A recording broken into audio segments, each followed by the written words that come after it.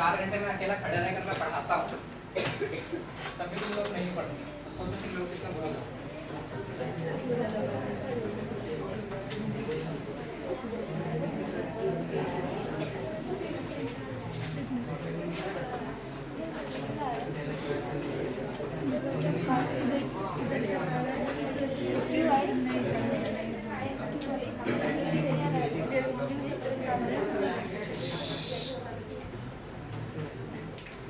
समझाया तक?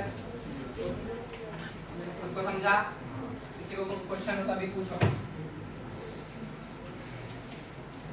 देखो एक बार, कुछ नहीं समझाए बुक में देखो या जिसमें लिखे उसमें देखो एक बार, पढ़ो। कुछ नहीं समझाए, कुछ छूटा। सर अभी कल के ऊपर छोटा सा मस्कुलर क्या वो अपना जॉक है, वो सॉकेट है दांतों के लिए।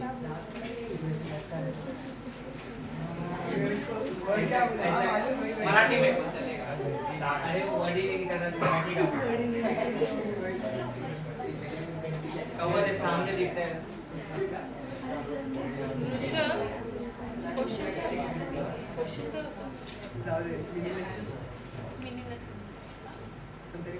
बाद में बताते हैं क्लास में। पूछने का अभी देखो जो पढ़ाया उसमें स्पीड बढ़ी है ना हमारी पढ़ाने की, है ना? अभी इससे भी ज़्यादा बढ़ेगी।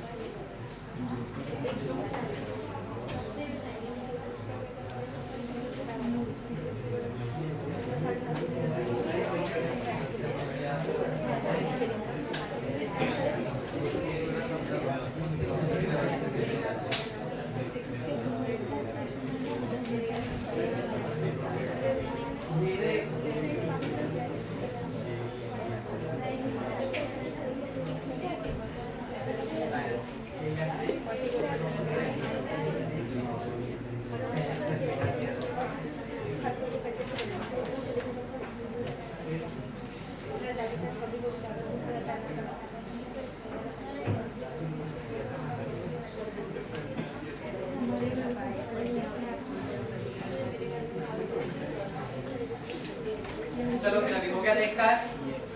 चलो इधर ध्यान दो, ऊपर ठीक कर दिया।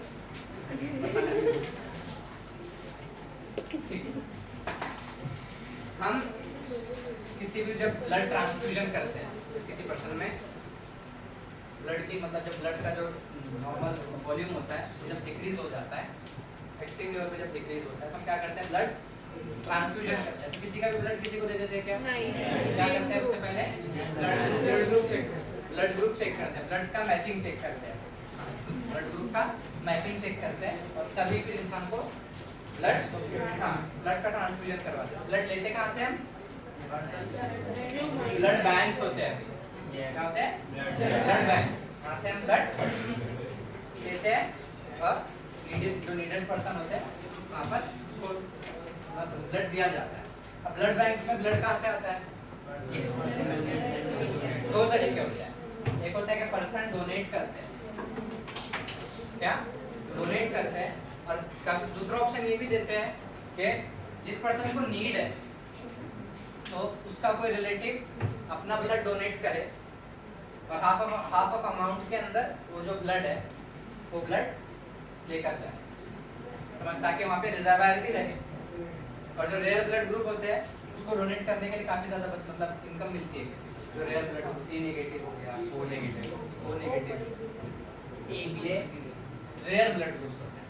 ब्लड ग्रुपिंग वैसे अगर 2 पर्सन के अगर ब्लड ग्रुप्स मैच भी हो जाए ना तब भी उनको पहले ट्रांसफ्यूजन से पहले मिक्स करके देखते हैं उसमें कोई रिएक्शन तो नहीं हो रही है, समझ में आया कि उसमें भी कोई रिएक्शन हो रही है या नहीं हो रही है। कभी कभी ऐसा होता है कि सेम ब्लड ग्रुप होने के बावजूद भी कुछ तो जेनेटिकली इनकॉम्पेटिबिलिटी होने की वजह से उसके अंदर रिएक्शन होता है,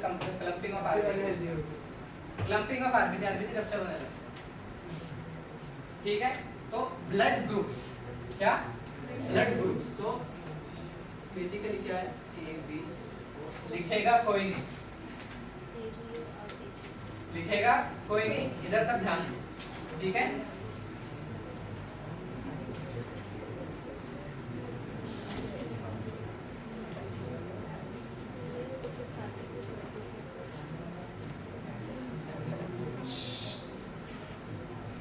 अब इधर ध्यान दो, इसी सिस्टम किसने दिया, system was given by a scientist called as Karl Landsteiner. So Karl L बोलते हैं, कार्ल लैंडस्टेनर ने एबीओ ब्लड ग्रुप सिस्टम को फर्स्ट टाइम प्रपोज किया। सो कार्ल लैंडस्टेनर ने क्या देखा कि आरबीसी के सरफेस पर एक कुछ तो होता है जो कि इम्यून रेजिस्टेंस होता है, काफी ज्यादा सेंसिटिव होता है, उसको उसने नाम दिया एंटीजेन। क्या क्या नाम दिया, एंटीजेन। तो आरबीसी के सरफेस पर एंटीजेन्स होते हैं, कितना समझ में आया। एबीओ ब्लड ग्रुप सिस्टम किसने दिया था, ऊपर देखो सबके साथ, इधर ध्यान दो, कार्ल लैंडस्टेनर। नाम अभी याद मत रखो चलेगा, पहले इधर ध्यान दो, ब्लड ग्रुपिंग सिस्टम कैसी होती है, कौन सा एंटीजेन और एंटीबॉडी क्या होता है, इसके बाद में फिर उनको कैसे मैचिंग किया जाता है, और ओ डोनर को यूनिवर्सल डोनर क्यों बोलते हैं, और एबी जो ब्लड ग्रुप होता है उसको यूनिवर्सल एक्सेप्टेंस क्यों बोलते हैं, रेसिपिएंट क्यों बोलते हैं। ठीक है, तो आरबीसी के सरफेस पर एक एंटीजेन होता है, ठीक है। तो अब वहां पे दो कंडीशन हो सकती है, दो तरह के एंटीजेन होते हैं, एक होता है एंटीजेन ए, एक होता है एंटीजेन बी, दो तरह के एंटीजेन बी। कितने तरह के एंटीजन होते हैं, दो तरह के एंटीजन होते हैं। कहां पर होते हैं ये दोनों के दोनों, नहीं, सरफेस ऑफ आरबीसी, ध्यान दो, सरफेस ऑफ आरबीसी पर एंटीजन होते हैं, और जो प्लाज्मा होता है उसमें दूसरा जो एंटीजन होता है उसके लिए एंटीबॉडी होती है। देखो मैं लिखता हूं, दूसरे एंटीजन, समझो इधर के लिए एंटी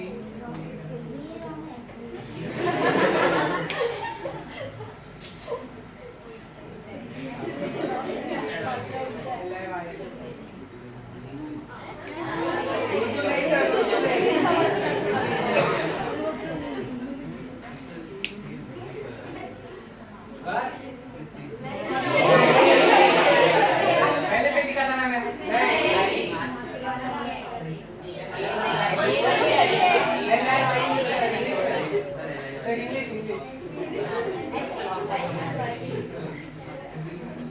हाँ आगे इस साइड आएगा, इस साइड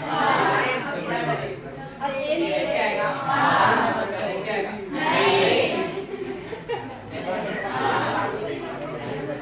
तो देखो इधर आरबीसी के सरफेस पर क्या होता है, एंटीजेन, और प्लाज्मा में क्या होता है, दूसरे एंटीजेन के लिए एंटीबॉडी।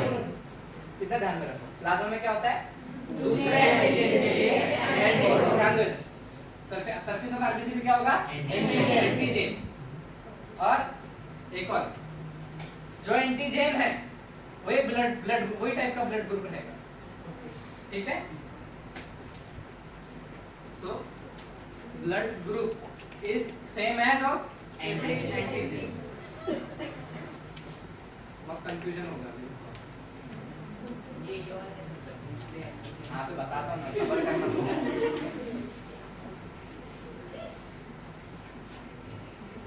सोचता हूँ सामने खाना आता था तो उसमें एक साथ पूरा रोटी खा लेता होगा, फिर बाद में सब्जी खाता। ठीक है, सरफेस ऑफ आरबीसी भी क्या होता है, एंटीजेन, जेन होता है। एंटीजेन दो तरीके होते हैं, तो पहले जो मिला उसको उसने ए नाम दिया और दूसरे जो दूसरी बार मिला उसको क्या बोला, बी। तो एंटीजन ए और एंटीजन बी ये कहां पर होते हैं, सरफेस ऑफ आरबीसी। अब प्लाज्मा में दूसरे एंटीजन के लिए एंटीबॉडी होता है, दूसरे एंटीजन के लिए एंटीबॉडी होता है, ठीक है। और जो ब्लड ग्रुप होता है वो किस पे, मतलब एंटीजन के प्रेजेंस में हम ब्लड ग्रुप का नाम दे रहे हैं, ठीक है। जो एंटीजन है वही ब्लड ग्रुप रहेगा।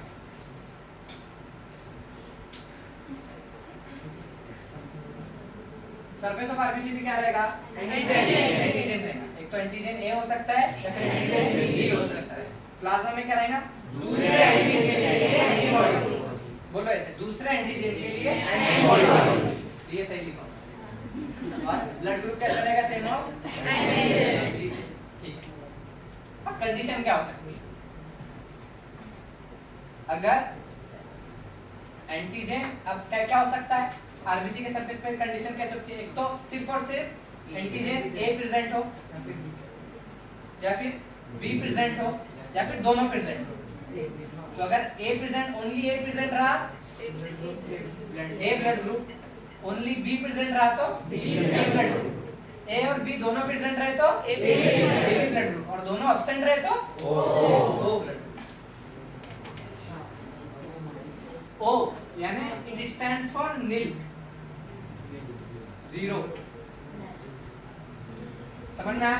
तो अभी कंडीशंस कैसे हैं, देखो इधर सरफेस ऑफ आरबीसी पे क्या है, एंटीजन, आइदर ए एंटीजन रहेगा या फिर बी एंटीजन रहेगा या फिर दोनों रहेंगे, तो ए और बी दोनों साथ में रहेंगे या फिर दोनों के दोनों एब्सेंट रहेंगे। अब ध्यान दो, अगर एंटीजन ए प्रेजेंट है तो प्लाज्मा में एंटीबॉडी किसकी रहेगी, एंटीजन नहीं ना, दूसरे antigen anti B body, anti कौन सी बॉडी रहेगी, एंटीबॉडी किसकी रहेगी, एंटीजन बी की एंटीबॉडी रहेगी।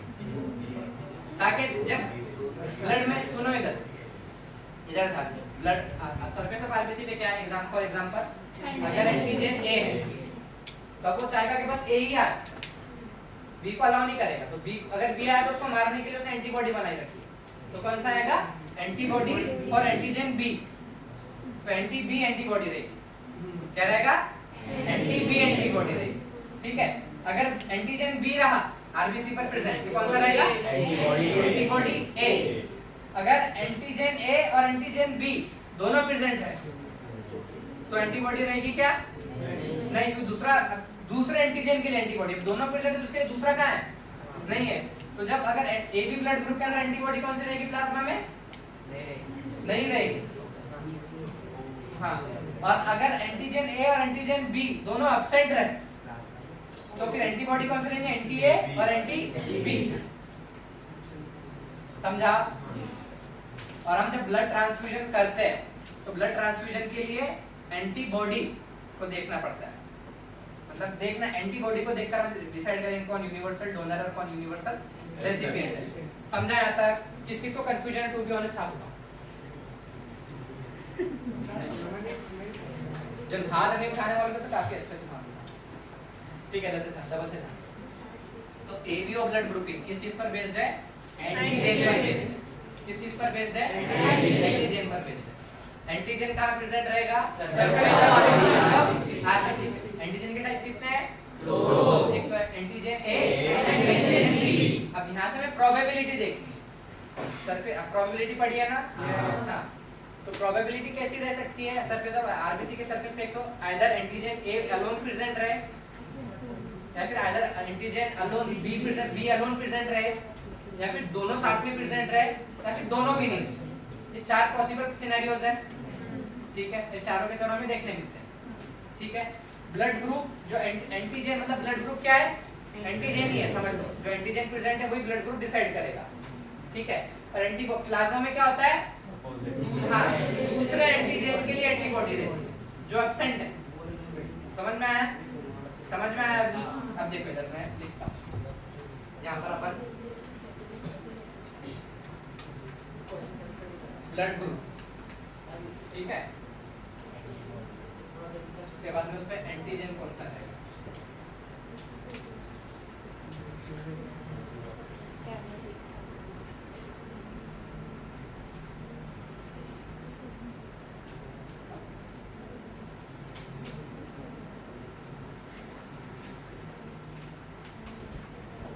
उसके बाद में एंटीबॉडी कौन सी रहेगी,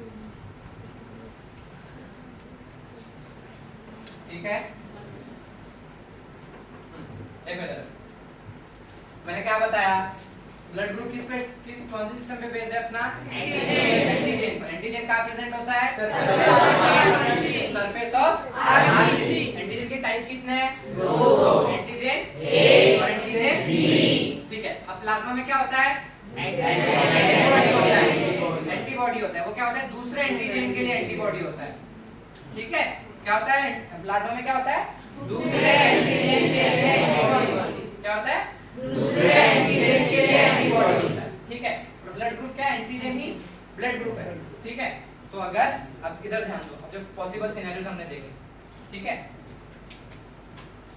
अगर ब्लड ग्रुप ए है मींस एंटीजन कौन सा है, ए। अब यहाँ पर एंटीजन बी है क्या, नहीं। जब आरबीसी के सरफेस पे एंटीजन बी है ही नहीं, तो अपने जो इम्यूनिटी सिस्टम है तो एंटीजन बी को आने देगा क्या, नहीं। इसलिए प्लाज्मा के अंदर क्या रहेगा, एंटीबॉडी कौन सा रहेगा, एंटी बी। बुक में एंटी बी दिया हुआ है, एंटीजन एंटीबॉडी, समझ में आया ये। अब दूसरा क्या है, एक तो हो सकता है कि सिर्फ बी प्रेजेंट रहे, तो क्या रहेगा, ब्लड ग्रुप कौन सा, बी ब्लड ग्रुप, उसमें एंटीजन कौन सा रहेगा, बी। अब बी प्रेजेंट है, एंटीजन बी प्रेजेंट है, तो एंटीजन ए को बॉडी अपोज करेगी, और एंटीजन अगर ए आया तो उसको मारने के लिए क्या रहेगा, एंटीबॉडी। क्या हो जाएगा यहाँ पर, एंटी कौन सा बॉडी रहेगा, एंटी ए एंटीबॉडी। अब तीसरी पॉसिबिलिटी, तीसरी प्रोबेबिलिटी क्या है कि दोनों साथ में प्रेजेंट रहे। तो जब दोनों साथ में प्रेजेंट रहेंगे तो यहाँ पे एंटीजन, अब जब दोनों प्रेजेंट है तो एंटीजन कौन से रहेंगे, दोनों, ए और बी। अब मैंने क्या बताया, एंटीबॉडी कैसे होगी, दूसरे एंटीजन के लिए। और जब ए भी प्रेजेंट है और बी भी प्रेजेंट है, तब तीसरा एंटीजन है नहीं अपने पास, सी, तो एंटीबॉडी कौन सी रहेगी, कोई भी नहीं, एंटीबॉडी ही नहीं रहेगी, क्योंकि उसको बॉडी को किसी को मारने की जरूरत ही नहीं है ना। White will be prepared. जब दोनों एंटीजन है, दोनों भाई साथ साथ रहते हैं अच्छे से, तो यहाँ पे क्या आ जाएगा, नील। और तीसरा पॉसिबल सिनेरियो क्या है, आरबीसी के सरफेस पर प्रोबेबिलिटी क्या है, एंटीजन है ही नहीं। तो एंटीजन जब है नहीं तो हम क्या बोलते हैं उसको, ओ। एंटीजन क्या रहेगा यहाँ पे, एब्सेंट रहेगा, समझा, क्या रहेगा, एब्सेंट। और जब एंटीजन दोनों भी नहीं है, तो दोनों एंटीजन अगर बॉडी में किसी दूसरे ब्लड से आते हैं तो उनको मारेगी बॉडी, तो उनको मारने के लिए क्या लगेगी, antibody, anti A and anti B.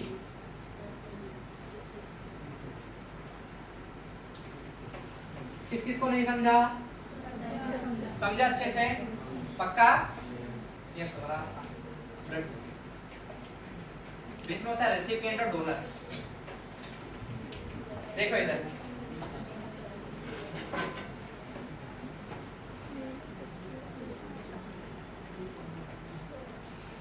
कितना लिखूं, प्लाज्मा थेरेपी, हाँ वही देखो। प्लाज्मा थेरेपी क्या होता है, जो ब्लड के प्लाज्मा, समझ में यहाँ तक प्लाज्मा थेरेपी में ऐसे था कि जो जिन पेशेंट की खुद की इम्यूनिटी आ गई कोविड के टाइम पे, ऐसे इधर ध्यान दो, रुको इधर सुनो। तो प्लाज्मा थेरेपी क्या थी बेसिकली, कि अब कुछ पे अब हर कोई कोविड से किसी की डेथ नहीं हुई थी, ठीक है। कोविड से डेथ उन्हीं लोगों की हुई थी जो काफ़ी ज़्यादा एजेड थे, और जो काफ़ी ज़्यादा मतलब उनकी इम्यूनिटी वीक थी, या फिर काफ़ी ज़्यादा अनहेल्दी उनका शेड्यूल था, ठीक है। कुछ पर्सन्स ऐसे थे जो पॉजिटिव थे लेकिन उन पे सिम्टम्स कुछ भी नहीं थे, ठीक है। कुछ थे जिनको काफ़ी ज़्यादा हाई सिम्टम्स थे। तो ऐसे पर्सन्स जिनको कुछ इफेक्ट नहीं हुआ या फिर जो ट्रीट हो गए मेडिसिन से, क्योंकि मेडिसिन से ट्रीट तो हुए ही नहीं, बेसिकली खुद की इम्यूनिटी सिस्टम की वजह से ट्रीट हुए, तो उनको इम्यूनिटी सिस्टम को ट्रीट हुए, तो बेसिकली क्या हुआ कि उनकी बॉडी ने अडेप्ट की, किस चीज़ का फॉर्मेशन किया, एंटीबॉडीज का। तो उनका इम्यून सिस्टम बेसिकली जो एंटीबॉडीज वगैरह कहाँ होते हैं, प्लाज्मा में होते हैं। तो जो क्योर्ड पेशेंट थे उनका प्लाज्मा लेकर दूसरे मतलब जो अनक्योर्ड पेशेंट है उनको सप्लाई किया गया, ताकि उनके अंदर कम से कम थोड़ी बहुत इम्यूनिटी और उससे फाइट कर सके। तो ये था प्लाज्मा थेरेपी। इतना देखो, इतना समझा यहाँ तक के। इधर ध्यान थोड़ा पर मैं एक और बार समझाता हूँ, काफी ज्यादा कंफ्यूजन होता है तुमको आगे, मतलब अगर मेडिकल में गए तुमको कंफ्यूजन नहीं होना चाहिए, ठीक है, नाम मेरा ही खराब होगा, ठीक है। AB ऑफ ब्लड सही है इसका नहीं? तो किसने दिया था इसको? कार्ल लैंडस्टेनर ने। तो बेसिकली किस चीज पे, अरे लिखो मत, लिखो पहले लिखो।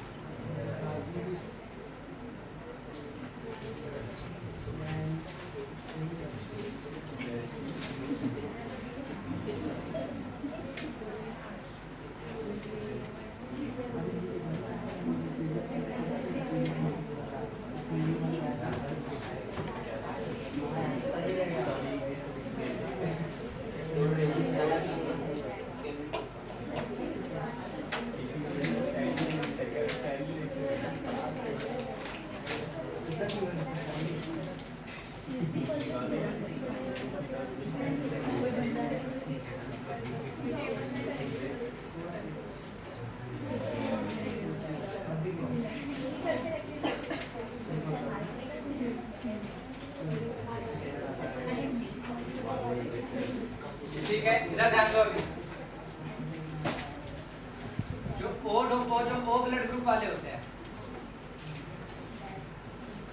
उन्हें क्या बोलते हैं? Universal donor. यार किसी को AB ब्लड ग्रुप वाले क्या बोलते हैं? यूनिवर्सल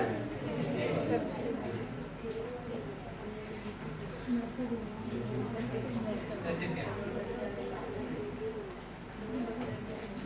यहाँ पर एक तीसरा कॉलम आएगा,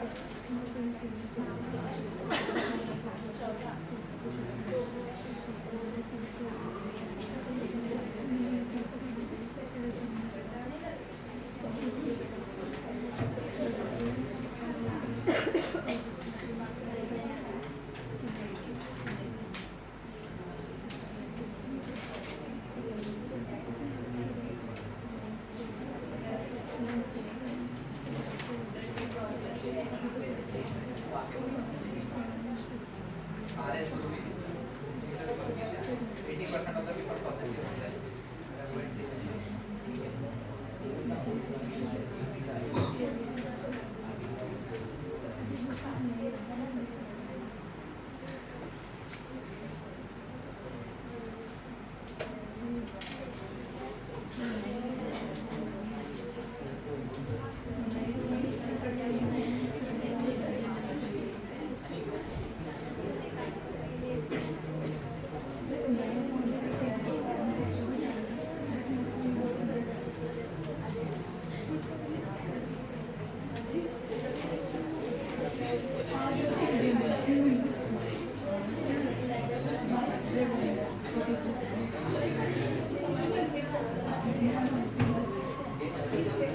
ओ वाले इधर ध्यान दो।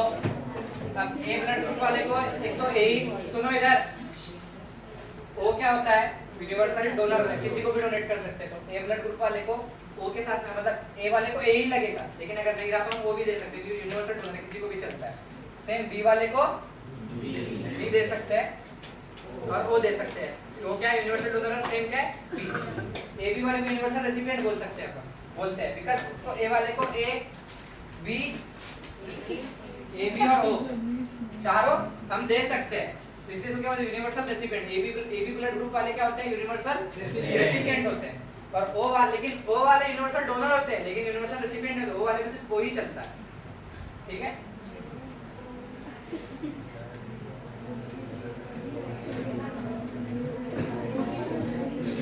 यहाँ तक समझा सबको?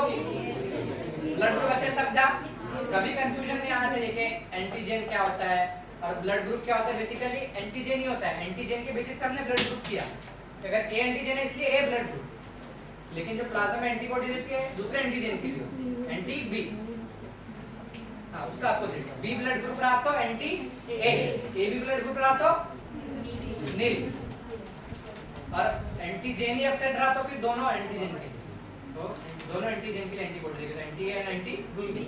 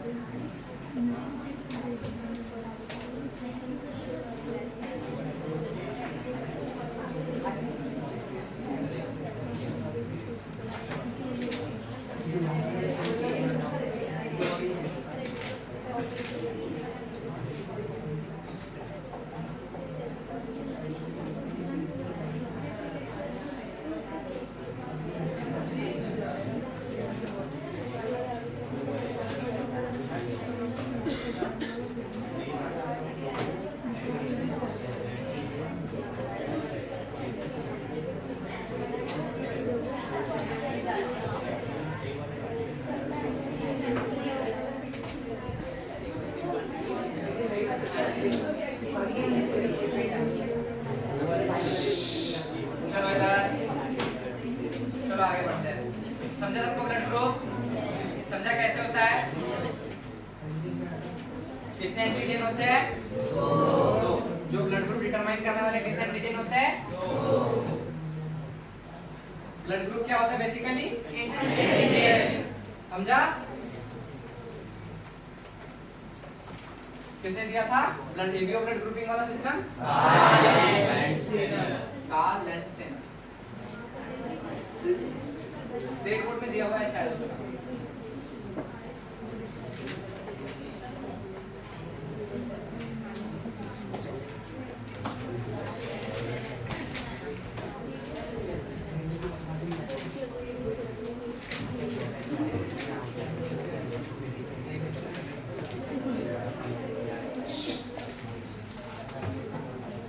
अब देखो इधर, इधर ध्यान दो, लिखना बाद में। चलो इधर ध्यान दो, देखो इधर।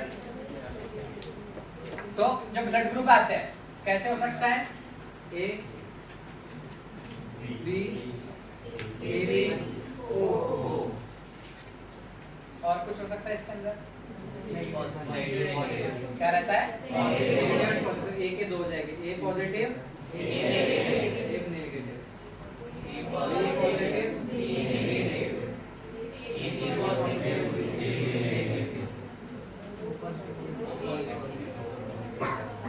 ओ पॉजिटिव एंड ब्लड ग्रुप कितने हो गए फिलहाल?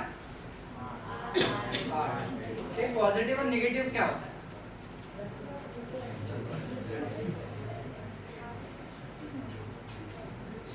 मेडिकल टर्म में पॉजिटिव और नेगेटिव क्या होते हैं? अच्छा, केमिस्ट्री में क्या होता है पॉजिटिव? पॉजिटिव चार्ज, यानी वहाँ पे इलेक्ट्रॉन की कमी होती है कि ज्यादा होती है? कमी होती है। और नेगेटिव यानी ज्यादा। तो Cl Cl प्लस होता है कभी? क्यों नहीं होता? क्या? इलेक्ट्रॉन नेगेटिव है। कौन से ग्रुप का है? क्लोराइड। कौन से ग्रुप का है? हाँ, ग्रुप 17। तो देखो इधर अभी चलो समझ में आया पॉजिटिव नेगेटिव क्या होता है? हम देखते हैं।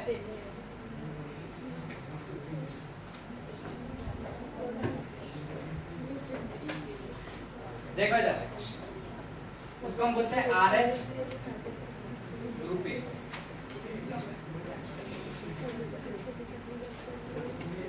क्या बोलते हैं? RH group A. नाम जो क्या है? Rhesus monkey.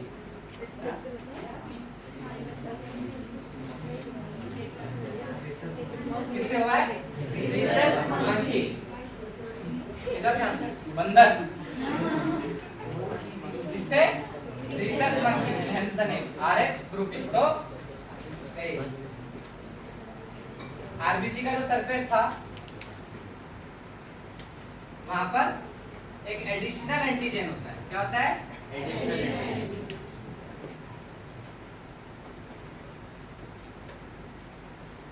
क्या होता है?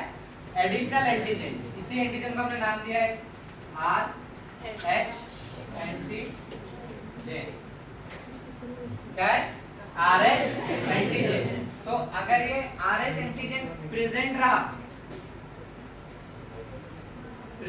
तो क्या रहेगा? पॉजिटिव, और एब्सेंट रहा तो नेगेटिव। ये होता है नेगेटिव। तो अगर ए ब्लड ग्रुप है और इसके ऊपर अगर RH एंटीजन प्रेजेंट है, आरबीसी की सरफेस पे एडिशनल एंटीजन, तो हो जाएगा ए पॉजिटिव और ए नेगेटिव है एब्सेंट रहेगा। सो अब इधर ध्यान दो, देखो इधर। तो हमको ब्लड ग्रुप के साथ साथ में RH ग्रुपिंग भी मैच करना पड़ती है, ठीक है? ऐसे नहीं है कि सिर्फ ब्लड ग्रुप देख लिया और RH ग्रुपिंग नहीं देखी। तो मैंने बताया ना, कभी कभी सेम ब्लड ग्रुप भी मिक्स करने पर क्लम्पिंग ऑफ आरबीसी होता है। बेसिकली क्यों होता है? क्योंकि उसमें RH इनकॉम्पेटिबिलिटी होती है। ए पॉजिटिव को ए नेगेटिव के साथ मिला दिया, क्या हो जाएगा? Clumping of RBC, RBC rupture होने लगती है, पर्सन को बहुत ज्यादा पैल्पिटेशन होता है। तो ये RH ग्रुपिंग को भी हमें मैच करना पड़ता है, समझ में आया? तो RH ग्रुपिंग क्या है? एडिशनल एंटीजन होता है, इसको क्या बोलते हैं? RH antigen. कहां से है? रीसस मंकी से, समझ में आया? और क्या RH एंटीजन प्रेजेंट रहा तो पॉजिटिव और एब्सेंट रहा तो नेगेटिव। अब इधर ध्यान दो, near about 80% of the people के अंदर RH एंटीजन जो होता है वो प्रेजेंट होता है, वो पॉजिटिव होता है, और 20% में RH एंटीजन जो होता है ये एब्सेंट होता है, नेगेटिव होता है, ठीक है? कोई है नेगेटिव ब्लड ग्रुप वाला? किसी को? सबको ब्लड ग्रुप पता है क्या है? वो नेगेटिव यूनिवर्सल होता है, नेगेटिव वो नेगेटिव इज द यूनिवर्सल होता है। वो पॉजिटिव। और कोई ब्लड ग्रुप पता करके रखो अपने अपने, सबको पता है? ए नेगेटिव वाला है कोई? ए वाला है कोई? A positive, B positive, B negative, A B positive, A B positive वाले दो है, मैं भी positive, A B negative, O O positive, O negative, एक है ओ नेगेटिव। समझ में आया कि कैसे होता है ब्लड ग्रुपिंग?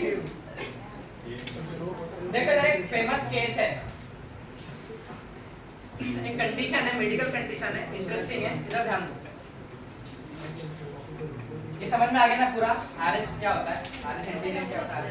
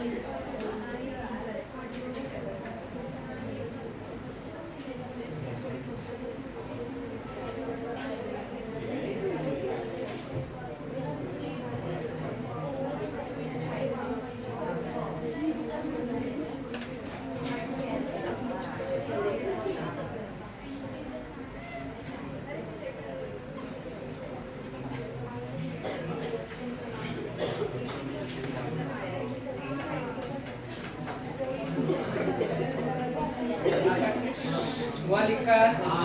हो गया इधर ध्यान दो।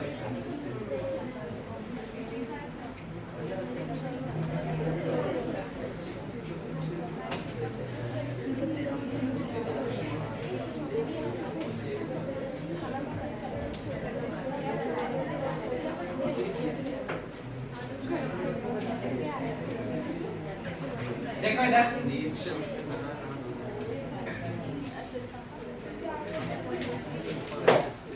इधर ध्यान दो,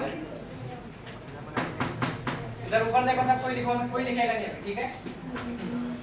एक फेमस केस है, काफी ज्यादा देखने मिलेगा तुमको शायद आगे, इसको बोलते हैं RH इन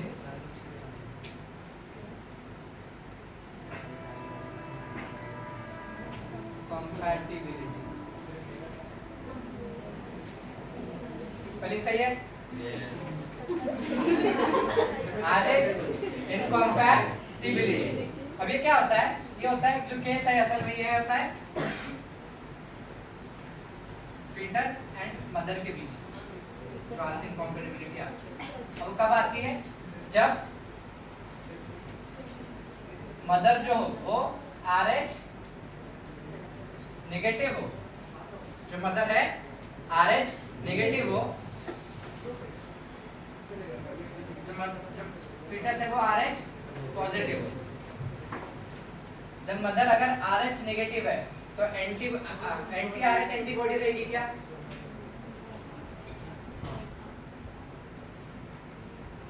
हर एंटीजन के लिए होता है, ठीक है। एंटीजन ए एंटीजन भी हमने देखा, RH एंटीजन का कोई फर्दर टाइप नहीं है। तो अगर किसी नेगेटिव पर्सन, अगर किसी पर्सन के बॉडी में RH एंटीजन नहीं है, मतलब वो नेगेटिव नहीं है, तो A नेगेटिव वाले को A पॉजिटिव के साथ मिला दिया, समझो। तो बाकी तो मतलब उनका ब्लड ग्रुप वगैरह सब सेम है, ठीक है। उनके एंटीजन और एंटीबॉडी, एंटी और एंटी बॉडी वो सब उनके वो मतलब हो रहे कॉम्पिटिटिव है, ठीक है। बट क्या है कि RH नेगेटिव है, A नेगेटिव है और A पॉजिटिव है। तो जब पॉजिटिव और A पॉजिटिव A नेगेटिव मिलेंगे तो उसमें पॉजिटिव मतलब RH एंटीजन जाएगा, और जिस पर्सन में RH एंटीजन जाएगा मतलब A नेगेटिव वाले पर्सन को जब ब्लड ट्रांसफ्यूजन करेंगे तो क्या होगा, पर्सन की बॉडी उस RH एंटीजन के अगेंस्ट में एंटीबॉडी बनाएगी, तो किल दैट RH एंटीजन। समझा? बोला ना मैंने, कोई दूसरे वाले को एंटर नहीं होने दे, समझेगा? बस लिखो मत और ऊपर देखो। RH इनकम्पैटिबिलिटी क्या है? RH किसके बीच में होता है?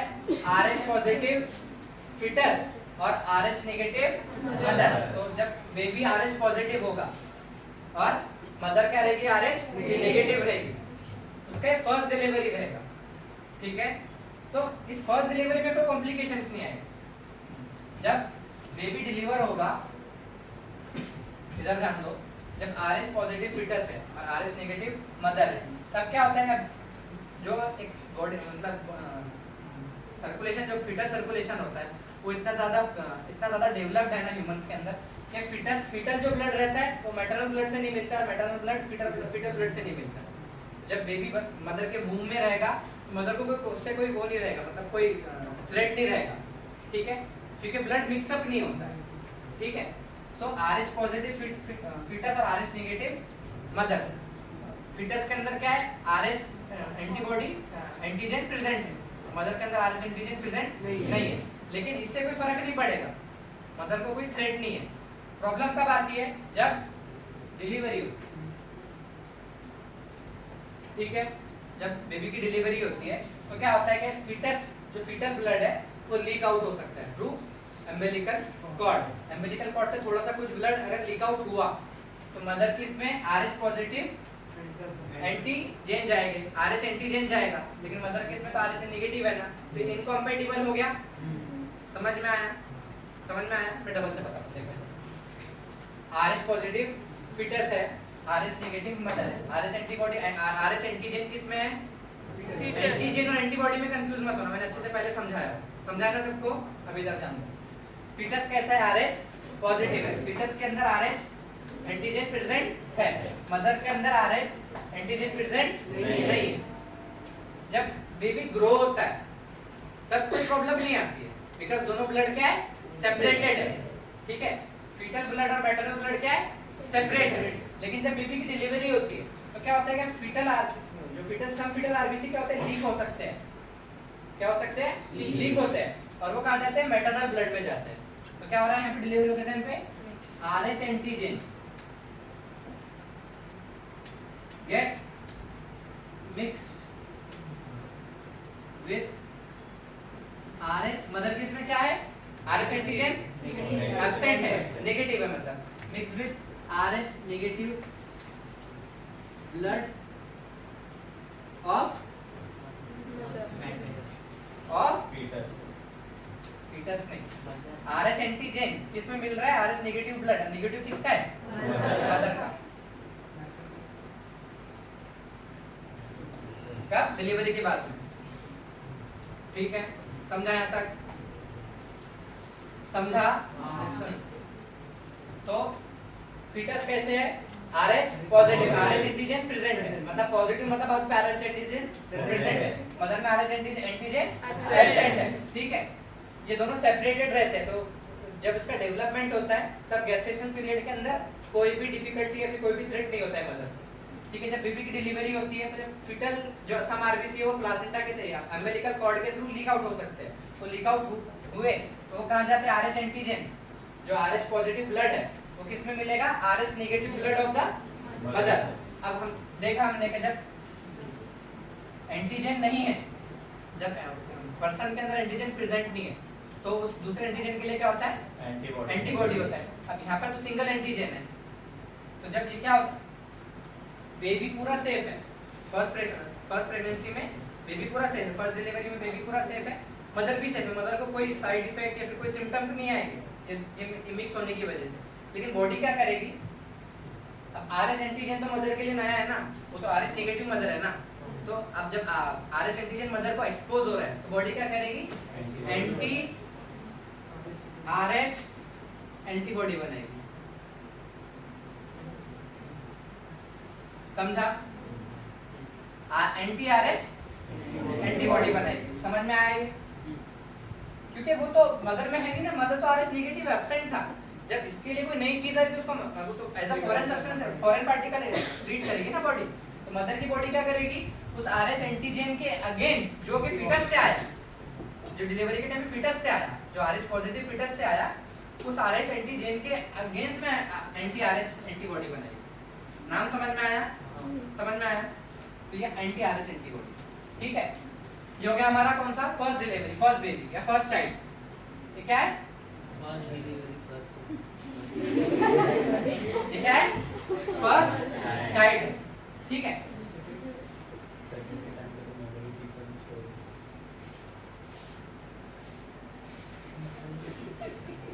अरे सॉरी, ये RH एंटीबॉडी बनाएगी। जो RH एंटीजन है उसको मारने के लिए बनाएगा ना, तो ये RH एंटीबॉडी क्या रहेगा? RH एंटीबॉडी RH के अगेंस्ट है। क्या रहेगा इस बॉडी को? RH एंटीबॉडी बोलिए, अगेंस्ट दैट RH एंटीजन को बनाएगा। ठीक है ना? एंटी RH एंटीबॉडी बनाएगा, RH एंटीबॉडी। समझ में आया? तो क्या है? RH positive foetus, RH negative mother, ऐसी कंडीशन आई, लेकिन दोनों को कोई थ्रेट नहीं रहेगा।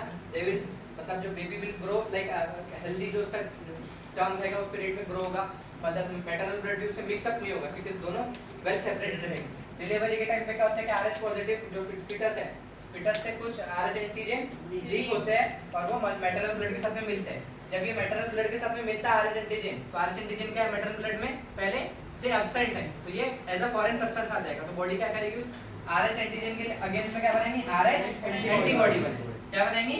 RH antibody. नींद किस किस को आ रही है? कंफ्यूजन किस किस को हो रहा है? समझ में आया यहाँ तक के? समझा है?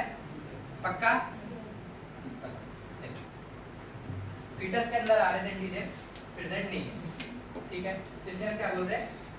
RH पॉजिटिव प्रेजेंट है तो RH पॉजिटिव, मदर में RH नेगेटिव। जब डिलीवरी, ये दोनों सेपरेटेड रहते हैं, दोनों ब्लड, फीटल ब्लड और मैटरनल ब्लड दोनों क्या होते हैं? सेपरेट होते हैं, मिक्स नहीं होते। डिलीवरी जब भी बेबी ग्रो होता है, जो हमारा गेस्टेशनल पीरियड जिसको हम बोलते हैं, लेकिन जब डिलीवरी होती है बेबी, तो फीटल जो RH एंटीजन वो मैटरनल ब्लड के साथ में मिलता है, और मदर में तो पहले से है ही। जब ये अगर कुछ नई चीज आ रही है तो उसके अगेंस्ट में बॉडी क्या करती है? एंटीबॉडी बनाएगी। तो RH के अगेंस्ट में मदर क्या बनाती है, RH एंटीबॉडी। समझा आपने? समझा सबको? यहाँ तक समझा? ठीक है। तो RH इनकॉम्पेटिबिलिटी देख रहे हैं, तो RH एंटीबॉडी बनाएंगे और यहाँ पर बेबी भी पूरा हेल्दी है, बेबी भी मतलब बेबी भी उसका नॉर्मल लाइफ आगे जिएगा, mother will be always continue her normal life, उसको कोई सिम्टम्स नहीं आएंगे इन सब चीजों में, इसको पता भी नहीं चलेगा, ठीक है। Foetal and mother. लेकिन जब सेकंड चाइल्ड होता है, क्या होता है, सेकंड चाइल्ड, तो फीटस कैसा है, पॉजिटिव, और मदर कैसी है, नेगेटिव। वही इसमें अब दोनों का जब सेकंड चाइल्ड की जब डिलीवरी होगी तो क्या होगा, ऑब्वियसली ब्लड मिक्सअप होगा, मैटरनल साइड से भी और इस साइड से भी। तो मैटरनल साइड से तो क्या है, अभी अब सेकंड डिलीवरी के टाइम पे मैटरनल ब्लड में क्या है, RH एंटीबॉडी है, उसको फिल करने के लिए RH एंटीबॉडी है। तो क्या होता है, यहाँ पर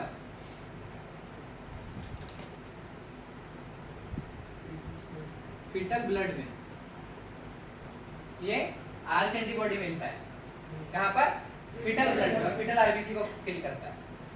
किसको, फीटल RBC। तो यहाँ पर क्या होता है,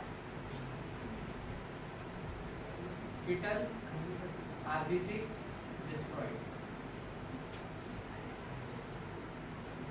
इसी कंडीशन में जब फीटल RBC डिस्ट्रॉयड होते हैं, इसको बोलते हैं इरेथ्रोब्लास्टोसिस पिटालिस। ये फीटस के इरेथ्रोसाइट का ब्लास्टोसिस हो रहा है, यानी ते क्लंपिंग हो रहा है, रप्चर हो रहा है, ब्रेक डाउन हो रहा है। समझ में आया?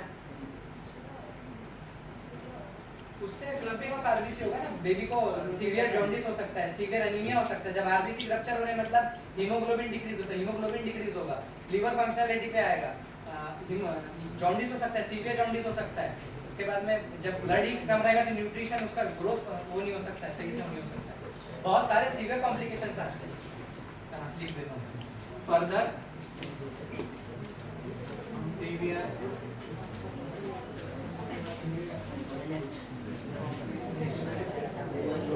इधर, अरे हुआ नहीं है, ठीक है। इधर देखो सर, वो सेकंड टाइम जो आपने बोला वो ब्लड मिक्सअप होगा, वो डिलीवरी के टाइम पे होगा या फिर नहीं, डिलीवरी के time.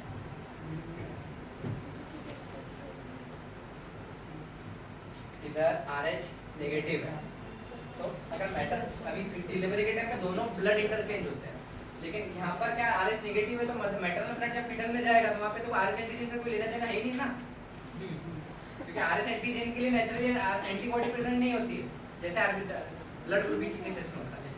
Positive negative blood negative positive से ब्लड दे सकता है, पॉजिटिव मतलब वहाँ पे RH एंटीजन प्रेजेंट है, तो जिसके पास प्रेजेंट है एंटीजन,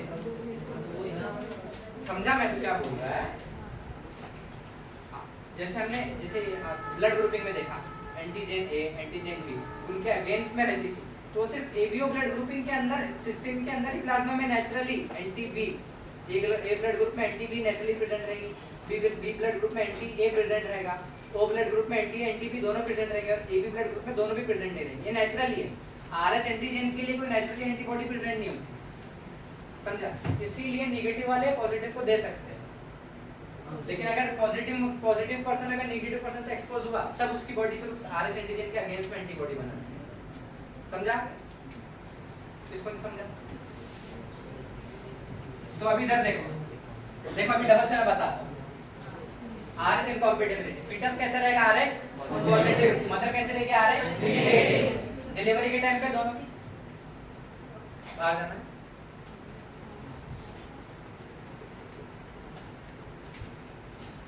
डिलीवरी के टाइम पे दोनों ब्लड कैसे होंगे, इंटरचेंज होंगे, लेकिन जब मैटरनल ब्लड फीटल में जाएगा तो उससे उसको कोई इफेक्ट नहीं पड़ेगा क्योंकि ये RH नेगेटिव है, समझाइए। लेकिन जब फीटल ब्लड मैटरनल ब्लड के साथ मिक्सअप होता है तो मदर के अंदर RH एंटीजन इंट्रोड्यूस होता है, लेकिन मदर क्या है, ऑलरेडी RH एंटीजन वहां पे एब्सेंट था। जब कुछ नई चीज आ रही है तो बॉडी उसको कैसे ट्रीट करती है, एज अ फॉरेन सब्सटेंस, तो उस सब्सटेंस के अगेंस्ट में एंटीबॉडी बनती है। तो इस RH के अगेंस्ट में जब एंटीबॉडी बनती है मैटरनल ब्लड के अंदर, तो हम क्या बोलते हैं, RH antibody.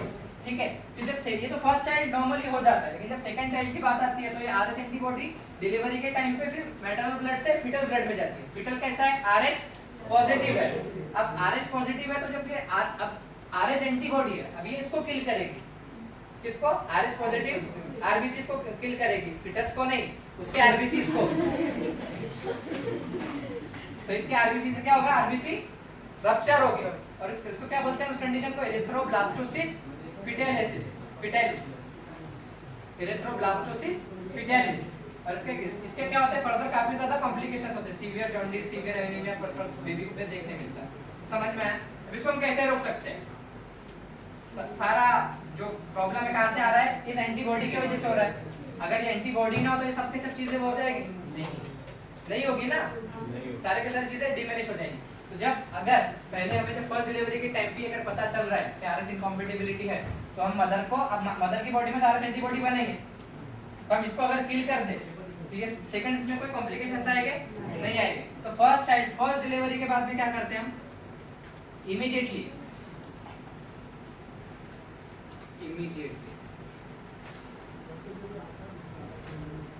Immediately after first delivery हम मदर को एंटी, अब इस आरएच एंटीबॉडी के अगेंस्ट तो एंटी आरएच एंटीबॉडी देते हैं।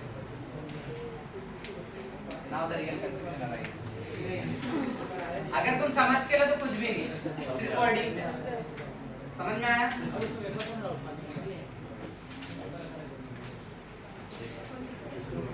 तो फिर ये सारा का सारा ये वाला पोर्शन ही स्किप कर सकते हैं।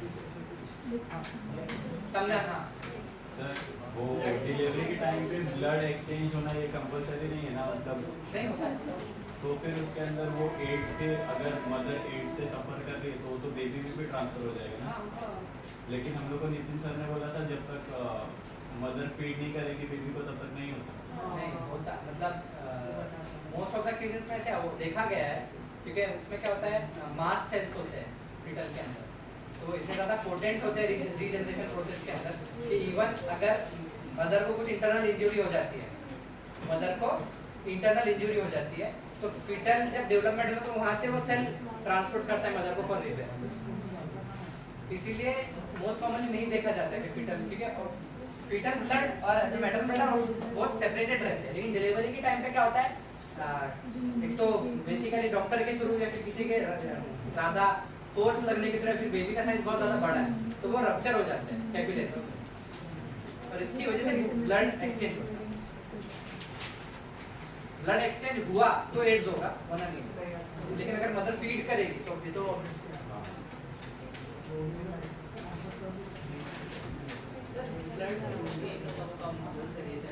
मदर ए है तो बेबी भी ए ही होगा। नहीं ऐसा जरूरी मेरे पापा का बेड है नहीं। दोनों का मिक्स हो सकता है। तो फिर अगर केस बताया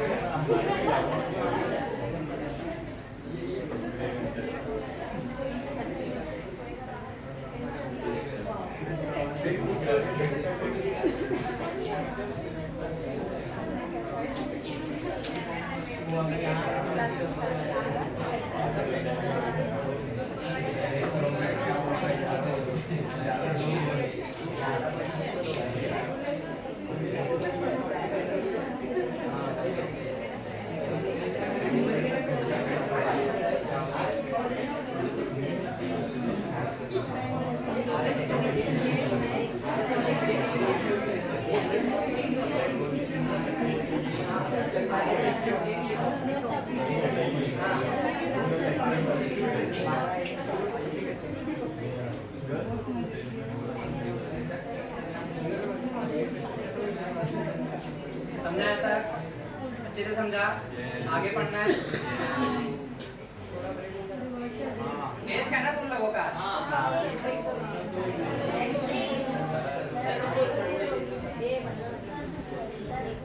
डाइजेशन पढ़ के आए सब? पक्का? क्लॉटिंग पढ़ लेते हैं। क्लॉटिंग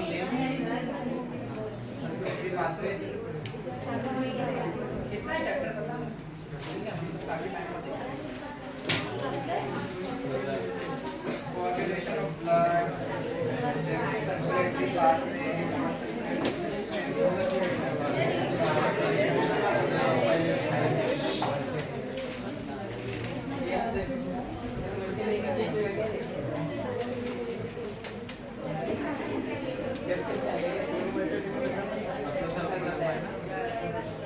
ठीक है। नेक्स्ट लेक्चर में हम हार्ट वगैरह पढ़ेंगे।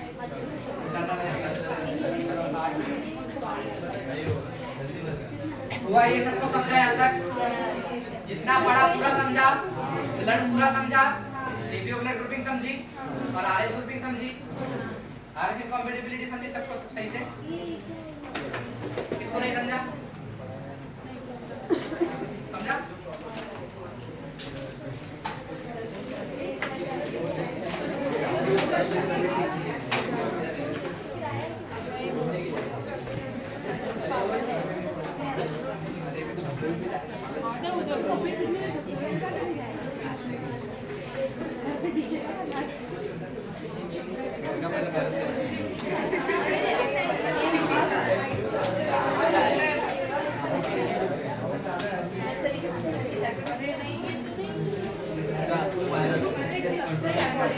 इसमें बायोलॉजिकल एप्लीकेशन क्वेश्चंस पे ऐड किया हूं।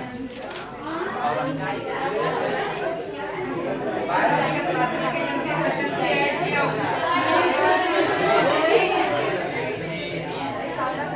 हटा दूं? पढ़ाया नहीं मैंने चैप्टर ऐसे बोल रहा हूं। मैंने नहीं समझा तो फिर क्यों डर? ठीक है, इस बार रख रहा हूं सिर्फ डाइजेशन, लेकिन अगली बार से जितने भी टेस्ट हो गए तो जितना प्रीवियस पढ़ाया गया उन सब के क्वेश्चंस भी इंक्लूडेड रहेंगे।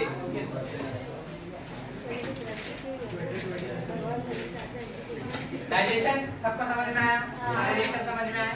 डिसीजेस सब अच्छे समझ में आया? यहाँ तक सबको समझा? क्या पढ़ा हमने आज? क्या पढ़ा? ब्लड। क्या होता है? ब्लड के कंपोनेंट्स क्या होते हैं? Plasma, bond element. प्लाज्मा की आवाज नहीं। 90% वाटर। प्लाज्मा कितने परसेंट होता है? 5% ऑफ ब्लड। और बॉन्ड एलिमेंट कितने होते हैं? 45% ऑफ टोटल ब्लड। ठीक है। Plasma constitute of 90% protein 60%। Protein कौन से? नंबर 1 एक साथ। Number 1 albumin. क्या फंक्शन है उसका? Osmotic balance. नंबर 2 क्या? ग्लोब्यूलिन। क्या फंक्शन है उसका? इम्यूनिटी। Number 3 fibrinogen. क्या फंक्शन है उसका? क्या? क्लॉटिंग। 1% में सारे अदर सारे। ठीक है। फाउंड एलिमेंट्स का नंबर टोटल कितने परसेंट होता है? 45%। कितने क्या क्या कंपोनेंट्स होते हैं? Number 1 number 2 number 3 platelets. ठीक है। एरिथ्रोसाइट्स मींस और मींस सेल्स। उसका लाइफ स्पैन कितना होता है? 120 डेज। सिंथेसिस कहाँ होता है? रेड बोन मैरो में। इसका ग्रेवयार्ड क्या है? क्या है? The condition where the RBC count increases is called as erythrocytosis. और when decrease it is called as erythrocytopenia. ठीक है। diameter of RBC 0.7 micron. Number of RBC 5 to 5.5 per 5 to 5.5 million per mm cube. उसके बाद उसके अंदर protein containing होता है, सो क्या बोलते हैं? हीमोग्लोबिन। हीमोग्लोबिन किससे होता है? आयरन कंटेनिंग प्रोटीन होता है। क्या होता है ये? आयरन कंटेनिंग प्रोटीन होता है। इसका अमाउंट कितना होता है पर 100 ml में? 260। और इसका फंक्शन क्या होता है हीमोग्लोबिन का? Transport of oxygen and carbon dioxide. समझा यहाँ तक? इसके बाद में दूसरा कंपोनेंट क्या था बॉन्ड एलिमेंट का? ल्यूकोसाइड्स। ल्यूकोसाइड्स या फिर उसका दूसरा नाम क्या? या फिर व्हाइट ब्लड सेल्स। इसको फर्दर कितने इसमें डिवाइड किया गया है? Number 1 granulocytes, number 1 granulocytes, number 2 agranulocytes, number 2 agranulocytes, number 1 granulocytes. Granulocytes further कितने टाइप के हैं? 3। और ग्रैन्युलोसाइट्स 2। ग्रैन्युलोसाइट्स कितने टाइप के हैं? 3। Number 1 neutrophils, number 2 basophils, number 3 eosinophils. Eosinophil का परसेंटेज कितना होता है? 1.2%। बेसोफिल का परसेंटेज कितना होता है? 1%। न्यूट्रोफिल का परसेंटेज कितना होता है? 5%। न्यूट्रोफिल का फंक्शन क्या है? बेसोफिल का फंक्शन क्या है? Anti inflammatory and secretion of histamine. ठीक है। इओसिनोफिल का फंक्शन क्या है? क्या है? Allergic reactions. ठीक है। बेसोफिल का न्यूक्लियस का शेप क्या होता है? बायलो होता है। इओसिनोफिल का कैसे होता है? और न्यूट्रोफिल का कैसे होता है? न्यूट्रोफिल को स्टेन करने के लिए कौन सा स्टेन लगता है? Neutral stain. ठीक है। समझा यहाँ तक? फिर क्या पढ़ा हमने? दूसरा कंपोनेंट WBC का क्या पढ़े? ग्रैन्युलोसाइट। उसमें नंबर 1 कौन था? लिम्फोसाइट। और नंबर 2 लिम्फोसाइट। उसका परसेंटेज कितना है? 20%। मोनोसाइट का परसेंटेज कितना है? 6 to 8%। समझा यहाँ तक? मोनोसाइट का न्यूक्लियस का शेप कैसा है? Kidney shape. क्या है? Kidney shape. और लिम्फोसाइट का लिम्फोसाइट के फंक्शन क्या है?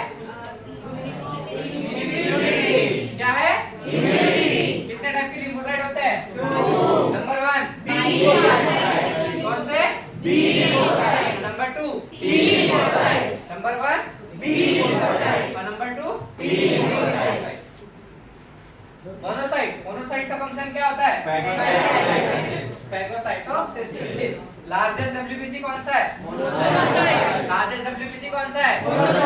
ठीक है। अबंडेंट फॉर्म्ड एलिमेंट कौन सा है? Abundant formed element RBC। Abundant granulocyte क्या है? अबंडेंट ग्रैन्युलोसाइट क्या है? न्यूट्रोफिल। लीस्ट अबंडेंट अग्रैन्युलोसाइट क्या है? WBC किसने बोला? Least abundant agranulocyte monocyte.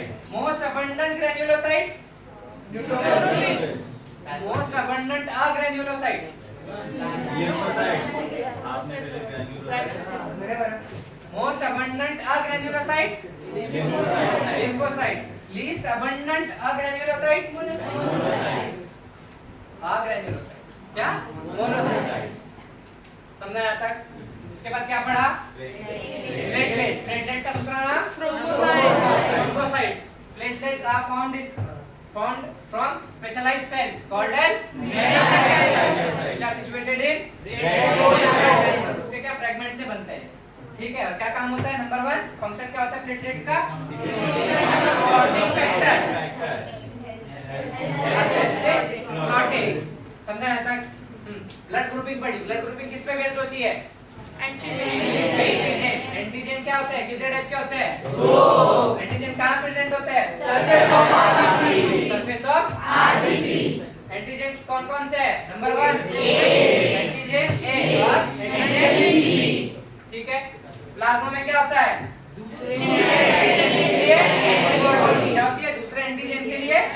अब प्रोबेबिलिटीज क्या है? अगर सरफेस पे ओनली ए प्रेजेंट रहे तो एंटीबॉडी कौन सी रहेगी? Anti B. अगर ब्लड ग्रुप बी है तो एंटीजन कौन सा रहेगा? बी। एंटीजन। और एंटीबॉडी कौन सी रहेगी? Anti A. एंटी ए ऐसे बोलो, क्या रहेगी एंटीबॉडी? एंटी ए। अगर सरफेस पर आरबीसी के सरफेस पे एंटीजन ए और एंटीजन बी है तो एंटीबॉडी कौन सी रहेगी प्लाज्मा में? नील। और अगर सरफेस पर कोई भी एंटीजन नहीं है तो ब्लड ग्रुप कौन सा रहेगा? ओ ब्लड ग्रुप में एंटीजन कौन से होते हैं? नील होते हैं। एंटीबॉडी कौन सी होती है? Anti A and anti B. Universal donor कौन है? यूनिवर्सल रेसिपिएंट कौन है? आरएच एंटीजन किससे डिराइव्ड है? Rhesus monkey. 80% of the population में क्या होता है? प्रेजेंट होता है पॉजिटिव, और बाकी में नेगेटिव। अगर आरएच एंटीजन प्रेजेंट है तो आरएच पॉजिटिव, एब्सेंट है तो आरएच नेगेटिव। इसका केस पढ़ा हमने, आरएच इनकॉम्पैटिबिलिटी किस में होता है? फीटस कैसे होता है? ऐसे नहीं, आरएच पॉजिटिव। फीटस कैसे होता है? RH positive. फीटस कैसे होता है?